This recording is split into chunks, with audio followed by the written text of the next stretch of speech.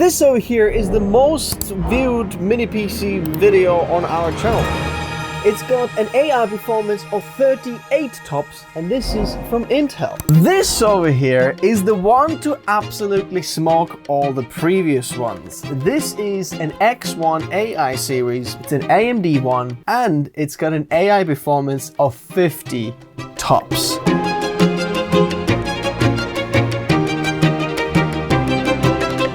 Licensing Windows is cheap and easy with whokeys.com, and if you use the code TN20 you get an extra discount.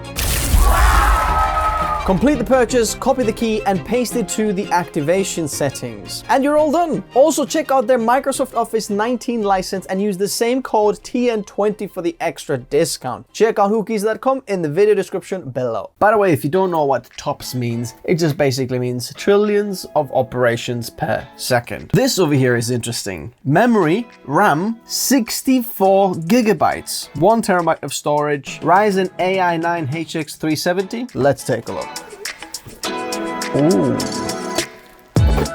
Now we've got a power cord, a little stand, bear in mind this is plastic, not aluminium, HDMI cable, M.2 heatsink, that's for the SSD if you're putting one in, and then a VESA mount if you want to mount this on the back of a monitor.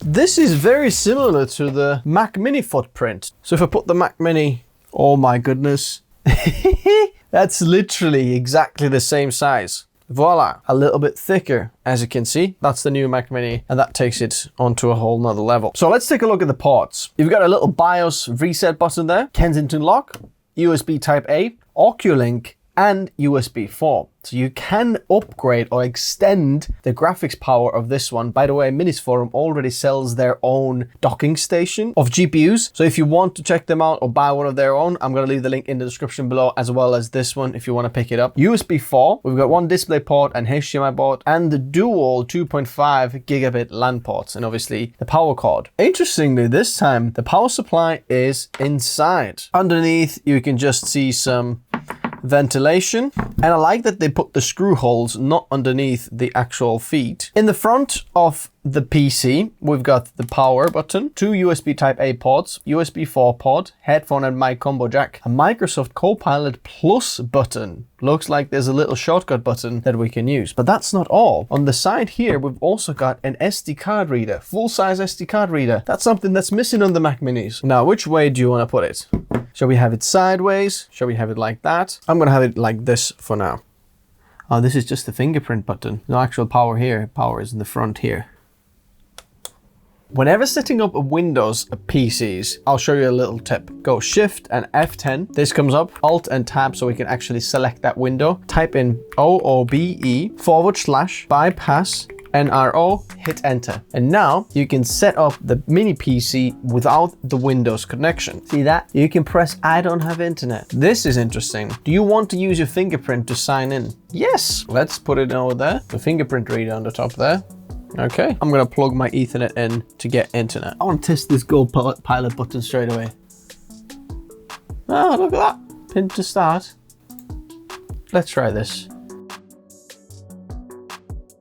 Let's see what happens. Check for mistakes. How do you know it's a mistake? What's the point of using this if there might be mistakes? That took quite a long time. As always, update your mini PC or any PC whenever you get it. Most likely there's going to be some updates. While it's doing some things in the background for, installing programs and updating, I'm going to run some AI benchmarks from Geekbench 6 AI. And I want to see if any of those actually utilize the NPU. This, as you can see, on CPU. Nope. Geekbench AI, none of them really do anything for the NPU. Come on, Copilot, what does it use? CPU, nothing on the NPU. Well, that took a long time, but still nothing on the CPU. Seems like nothing is really using the NPU. In a minute, we're gonna do the speed test of this one, but why this is so impressive is because I've got actual 2 laptops that run exactly the same CPU, which is the Asus ProAd PX13 and P16. There is the same CPU inside. On the laptops, it's not configurable RAM.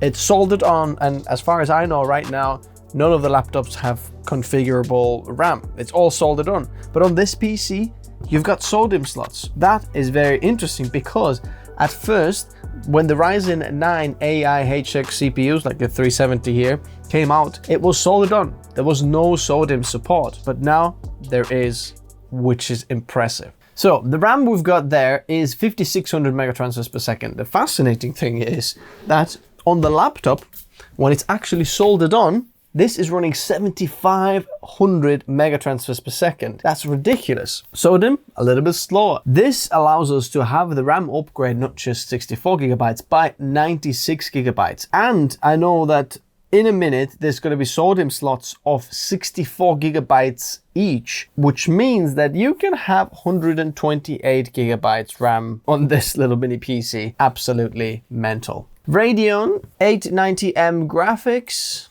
and CPU. The interesting thing is the CPU has 12 cores. 12 cores on this. That's insane. Now, I want to know how much power are we actually pulling. Right now, about 60 watts. We're doing something in the background, aren't we? Well, that just updated. In a minute, we're going to restart, okay? Let's take a look. What are you doing to us here? CPU package power draw, 64.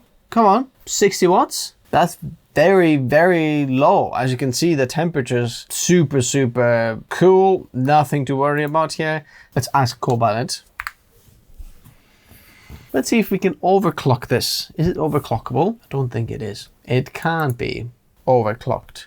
But let's take a look in the BIOS. Maybe there's some kind of a thermal setting. Or maybe we can enable precision boost overdrive. Let's see fingerprint login. Wow. Fast. Very, very fast. We're just gonna restart, please. Okay. Hitting that enter, we are in the BIOS. Let's take a look what's happening here. What is BBS boot manager? Okay.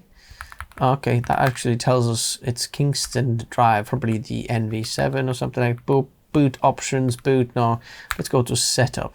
Okay, BIOS version here. Okay, let's take a look at advanced. CPU,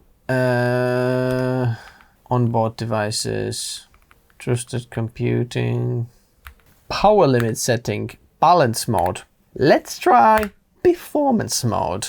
Hardware monitor, fan mode, auto. We could do performance on that one as well. We'll just do auto, that'll do. Network stack configuration, AMD, CBS, CPU common options, core performance boost.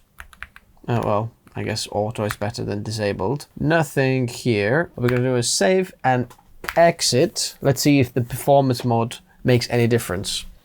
So we're gonna do advanced single benchmark and let's see if we're pulling more than 65 watts now. 69, extra 5 watts. Okay, it's gone back to 67. It's very, very good temperatures, nothing to worry about here. 65. Let's see if the power mode is best performance. What happens now? Nothing. Interesting, we got 1,239 points while running the hardware info open at the same time. And if I'm looking at my archive, the Asus ProArt P16, which has exactly the same CPU, but faster RAM, same amount of RAM, has a score of 1,170, which means this one really, by keeping it cooler, under 81 degrees at all times, that really makes a difference. What I can tell you is that the PC is quiet, incredibly snappy. If you want to know like how good this really performs, highly recommend checking out my Asus ProArt P16 review, because there we really are going to go into that. But there is one more thing to do, obviously. These feet underneath are very good as well. They don't slide on the table as much.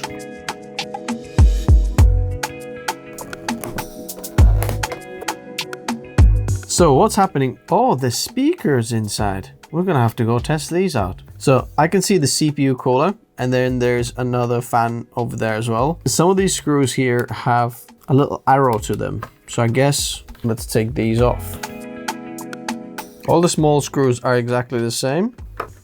It says there that there's a cable, I guess somewhere pointing there. So I'm gonna take it gently. Alrighty, so This over here is the power supply. And as you can see, there's cables on that side. So let's take the fan off from there. Okay, and you've got a power supply that's going into there. This is amazing. Look at that. It's 134 watt, 135 watt power supply. So there's our RAM, 64 gigabytes, 2 times 32 gigabytes. Crucial. Oh my goodness. Now you can add 96. Like I said, it's available right now.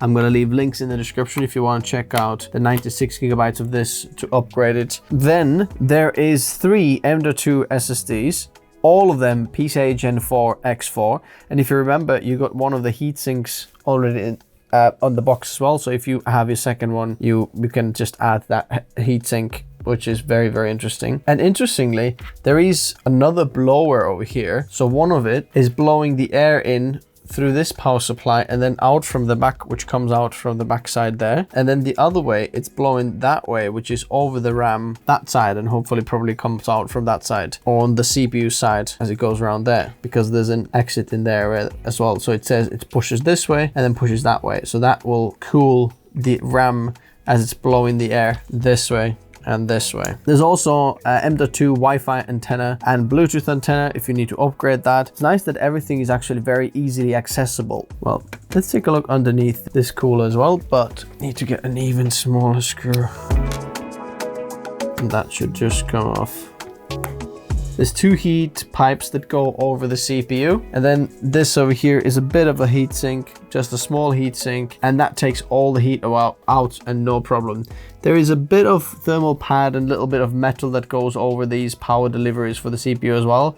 But that really is it. It's very, very simple. Looks like it's super powerful, or it doesn't need a lot of power in order to get everything done. Let's put it back together and test the speakers. Very interesting things going on in there, especially the media engines. We're going to be comparing it to probably something that the others didn't compare to. EX, the best graphics card AMD. Time to conclude this little mini PC. If you look at the pricing and what you're getting for it, it's actually not a bad deal at all, because you get something like the Mac Mini in terms of form factor. You get fingerprint reader, which is extra. You get extra Copilot button, which, you know, is questionable. You get the NPU and all of the jazz with it to get, you know, very good performance in terms of AI. Now, even that is, you'll have to utilize this. Local LLMs, things like that, possibly can be used on the NPU or something like that. For the same price of the Mac Mini, you could get 3 M.2 SSDs, install them in there, and then voila, you're having good time, because Apple storage super expensive. In there, you can upgrade it yourself. Just do a few screws, pop one in, no problem.